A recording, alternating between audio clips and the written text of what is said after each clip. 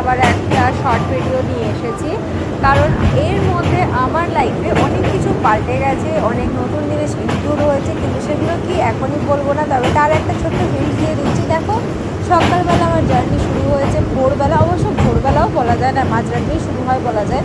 যাই হোক, প্রত্যেকদিন এভাবেই চলছে এখন। আর দেখো আমার এখনকার প্রত্যেক দিনের সঙ্গী কী, ফুল মালা এইসব নিয়ে আমার এখন প্রত্যেক দিন কাটছে সকাল থেকে। তাই দেখে যাই আমি, সকালবেলা আমার যাত্রা শুরু হয় এইসব দিয়েই।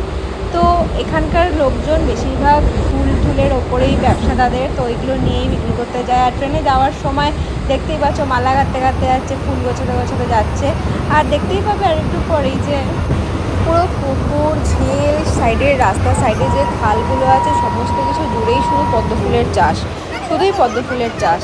আর দেখতেই পাচ্ছ স্টেশনগুলো তোমাদেরকে আমি দেখাচ্ছি। তোমরা যদি বুঝতে পারো এটা কোথাকার স্টেশন বা কোন লাইনের স্টেশন, আমি কোন লাইনে এখন রোজ জার্নি করি, তোমরা অবশ্যই আমাকে কমেন্ট করে জানাবে। আর দেখো, তবে যাই বলো, সত্যি বলছি খুব সুন্দর, খুব ভালো অভিজ্ঞতা চলছে আমার এখন।